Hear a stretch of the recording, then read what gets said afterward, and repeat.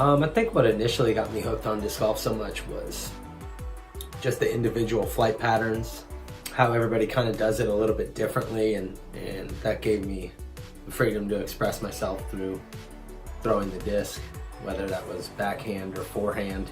I just got the opportunity to do it my own way. And there was an allure from the team sports that I had played in the past to the individual sport of disc golf, where everything was kind of on me. Disc golf, at least touring, was always kind of a dream of mine when I was growing up. You know, I had great mentors that had done it at a high level, so I had great teachers. I relate it with poker. You know, if you're pot committed, then you have a lot of your chips in. I'm deeper than pot committed. I've gone all in. Yeah, disc golf again is my way to express myself, and has been my way to connect with people. I don't think that there's any one particular part of my routine that keeps me competing at my best. It's kind of an all hands on deck type situation.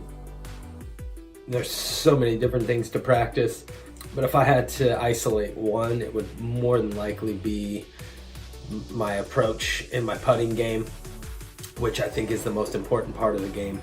Being able to make good decisions off the tee is important, but when you get within 150, 175, 200 feet, that's really where I like to hone in, and I think is what separates the professional players from maybe the avid player that's local, or even, you know, the local pro.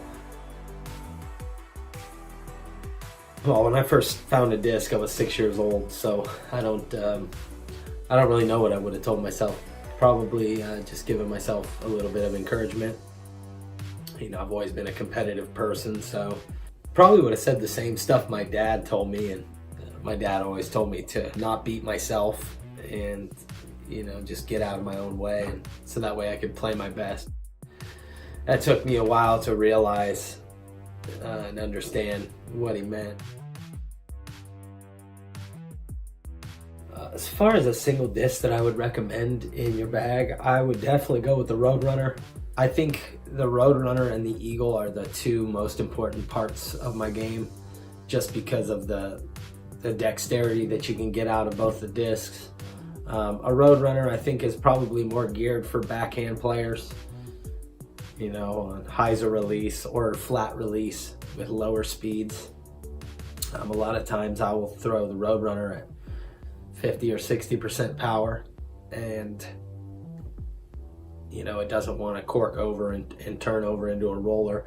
Where on the other hand, you know, if I go high speed and throw it flat, or maybe with a little bit of turnover, I can get a roller out of it, which can do amazing things depending on the courses that you're playing.